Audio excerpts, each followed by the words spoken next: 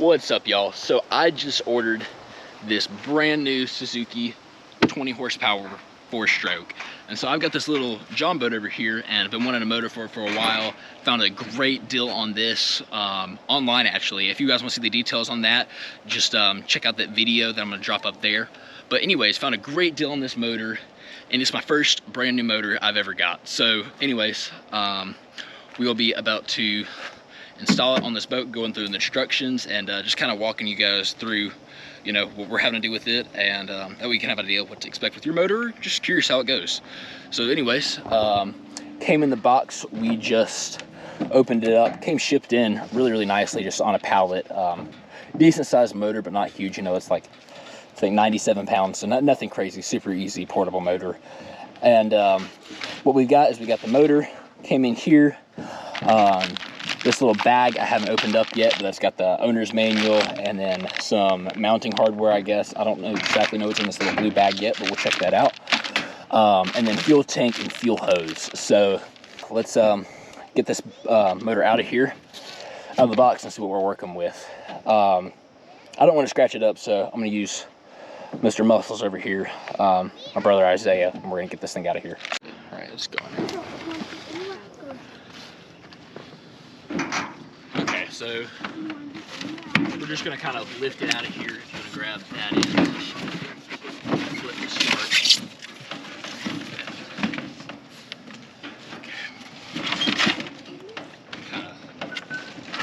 Kind of down here now.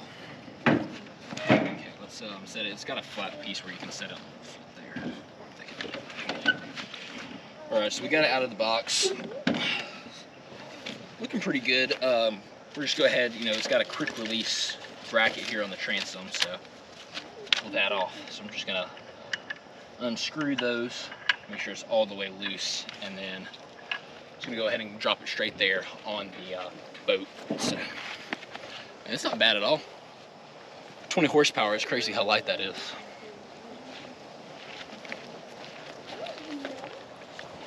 All right, so let's slide this thing on here.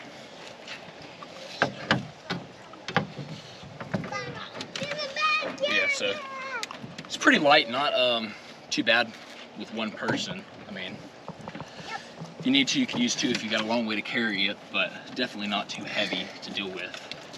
All right, guys, I had a couple things come up right after I dropped it on there. So anyways, we're back out here now. Got the motor, you know, the bracket sitting on the transom here. So now we just kind of have to get it centered in place. So what that means is just basically making sure the skeg of the motor, you know, the center line lines up perfectly with the keel of the boat, you know, which is also that center line. So as you can see there, if you look at it from the back, when you turn the motor straight, it is pretty much dead on perfect. Yeah, I'm right on there. So once we have it in place there, we'll go around and just tighten these clamps all the way down till we're tight. Just kind of evenly tightening both sides there. Okay, so we got our clamps on there real good. The next thing we'll have to do is put our mounting bolts on. There'll be 2 bolts that are going to go on through this little bracket here, and then out through the transom on the other side, just to make sure it's real secure and doesn't come off. You know, just these clamps on a smaller motor like that, they'll hold it pretty good. You'll probably be fine, but I just want to play it safe, you know, being a brand new motor and, you know, just getting rough water or something. I don't want it to bounce out at high speeds when you hit a wave weir or any of that stuff. So we're going to go ahead and got my drill here. Let's set this up. That's what we're looking at here. Okay, so get this bag opened.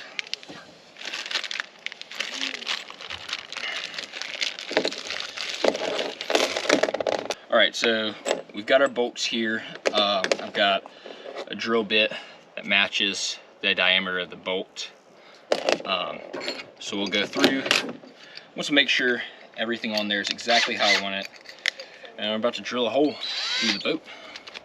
Everybody likes doing that. Always makes me nervous. I don't know about you guys, but I don't like putting holes. So basically what I'm checking is just to make sure It's flat. Here on the top, I don't have a gap on the motor. You know, it's sitting all the way down. That bracket's on there good and tight. Both sides. Actually, it looks like, so this side looks like I got a little bit of a gap. So I'm actually gonna loosen up my clamp a little and make sure it falls down and it's good there. All right, tapping that clamp back up. Thanks. Okay, and then we'll just check it to make sure it's centered just one more time. Yeah, right down there in the middle. Okay, so now for the fun part, drilling the holes. All right, so went through the first layer there.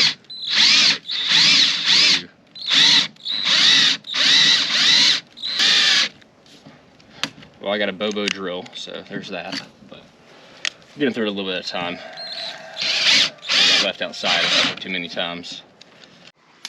Okay, well, found the other drill and got our holes through there, real clean on each side. So I'm gonna go through and add our mounting bolts. Be the long bolt, and the small washer is gonna go on first like that. And I put it through on the small side through the bottom here. Now, usually you would use sealant in between here and around the holes. I'm actually taking this off tomorrow because we're repainting the boat.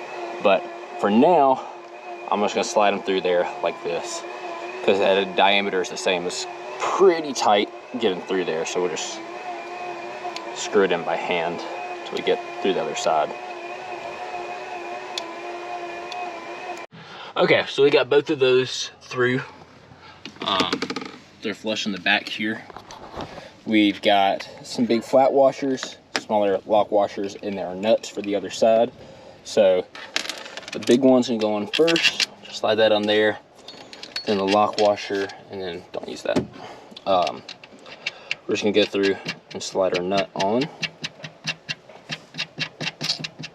This is the galvanized hardware that came with the motor. So we'll get them hand tight to there on both sides.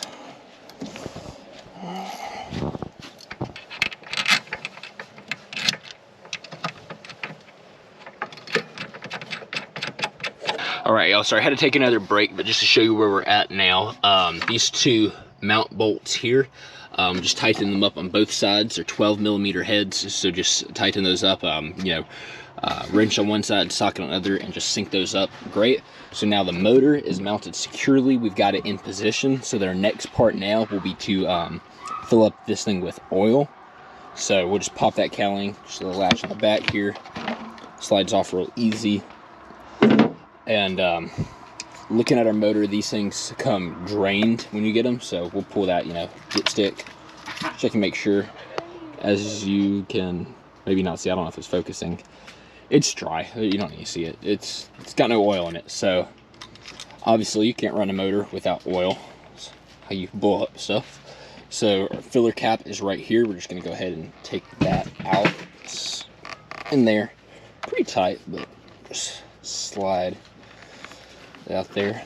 So our big technical, I guess not even technical, the problem I've had was actually finding oil. I went to 4 different shops in town. Nobody had the right one as far as actual marine oil. So we're going to be using the Lucas motorcycle oil, which is inside the SE 10W-40 with the SJ API certification. So this is still in the owner's manual. For Suzuki, this is one that they're good with. The motorcycle oil is pretty similar. It's made to you run on a water-cooled engine and running at those higher RPMs than, say, your traditional car oil would be. So the only thing with not having marine oil is it doesn't have some of the anti-corrosion properties, which it just helps maintain your motor better long term. I'm not too worried about it because after the break-in period, which we're about to go through, you after 20 hours you change the oil, swap out your filters, and just do your 100-hour service right after the break-in. So this oil is just going to be used for a little bit, swapped out for what I'll use long term, which I'll order in some of the Suzuki oil. But anyways, this motor holds right at a quart. So my funnel has been trimmed up. it doesn't really go in there. So I'm gonna find a helper to hold this. Hey Malachi, come here, buddy. Get my helper over here. Can you, actually here, how about you hold the camera, okay buddy? You wanna come over here and hold the camera for me? Mm-hmm.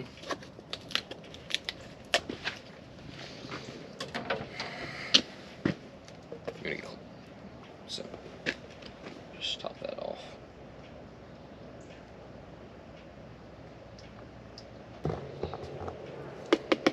Okay. Thanks, buddy. Alright, so we got all that drained off into there.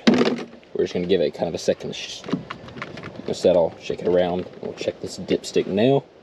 So we're looking at, it should be right in the line. Yeah, we're looking right there in the middle. Bottom's full, but not quite over right to the top. So we are now set on oil. So I'm just going to go ahead and put that cap back on. And that's all there is on the motor side. So I've got just the pull start version, so there's nothing to do, nothing electrical. So now we just have to get the fuel system. Alright, so this thing came with a gas tank, so we're just going to go ahead and cut that open. That's what we're working with here.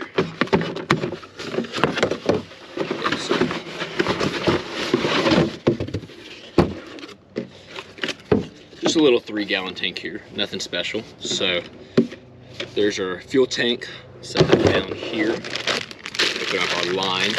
So go ahead and pull that open. We've got both sides have quick release fittings, which is really nice. So I can hop it, you know, stick your cord, put it there, you see better. Motor connection, fuel tank connection. So let's go ahead and pop that on the tank right there. That's hooked up, good to go there. Drop it in underneath here, change that. And then what we'll do is got a fuel connector here, and we're just gonna slide it on. Nice and easy there.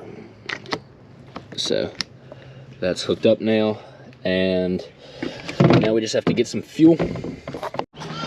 Okay, so I need to trim it up, the motor, a little bit. Just its position is going to push the hole down too far, and I want it kind of square with the transom. So I'm just going to lift up on one end, and you know, you take the pressure off, slide up on this little trim piece here, slide that in here, and on the other side, rotate it, and then I'm just going to slide that hole simply out.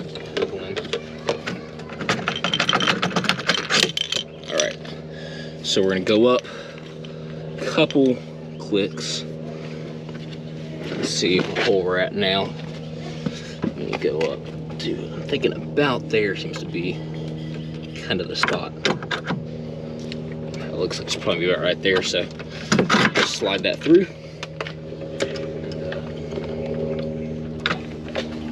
In there. Other side, so. There we go, now we're mostly squared with the position of the boat. And we'll take it and run it and see how that actually works. It has to be adjusted later, but super easy adjustment right there to adjust your trim. Okay, so I got some fuel in the gas tank there. Just gonna go ahead and start priming it. Pump this thing up, get some airflow. Some fuel flow, I guess. Open the motor full right now. It'll take a little more than usual since the whole thing's gonna dry, so just gonna pump that till it gets tight. Yes. It needs more water. Okay. So we're full of fuel, all set up there, non-ethanol. All right, so we got our intake pickups totally submerged now, so we are good to crank it. First time ever running this thing. Kill switch is on. We're in neutral. To, you know, you gotta be to be able to adjust it. So we're in neutral here. Throttle automatically tensioned, so that's set fine. Got the kill switch on, so everything's good to go. Let's see what it does. Oil gone out.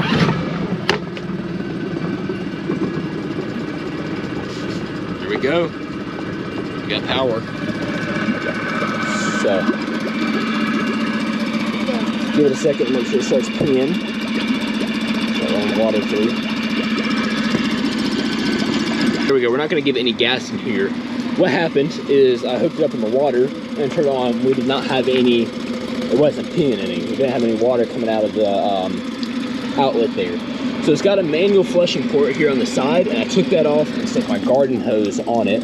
Not sure, there must have just been something like dust or something stuck up in the injector port, I don't know. I took the flusher, you know, you just unscrew that there, slide your hose in, and you freed it up, started spraying, and then crank it right back up, and we've got great flow there now.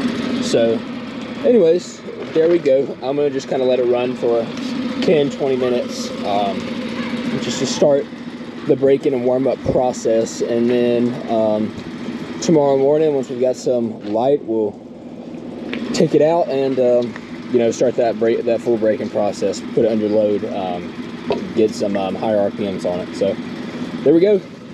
Incredibly quiet. I don't know if you guys can, I mean, it's hard to put in perspective, but incredibly quiet. All right, y'all, we met out on the water. Let's start this baby up and let her run.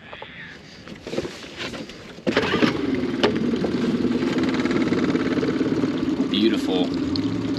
So quiet. So first part of the break-in process, we've got to let it just kind of idle to warm up for a few minutes, and then we're just going to put it in gear, put it under load, and just idle around real slow for about 15 minutes, and then we'll progressively work it up to higher RPMs and temperatures and get it up to full spec. So we're out here, gorgeous, gorgeous day here on the bayou, so we're going to let this baby idle and get back to you. All right, just put it in reverse. Get out of here. Incredibly quiet.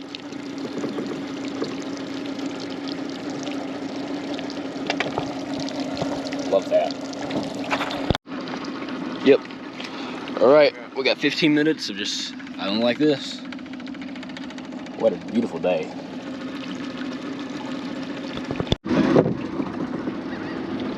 All right, 15 minutes over. We can run up to half. You guys roll up quick. We're probably gonna hop on plane. 15 minutes over. Let's give it a look at it.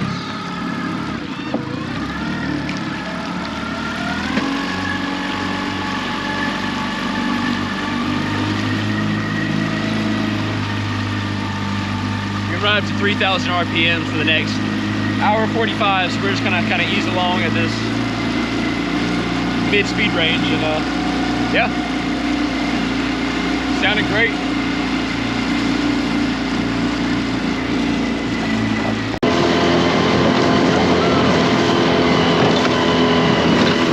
We're running at 3/4 now. Popped up on plane. Runs beautifully. Gotta love it.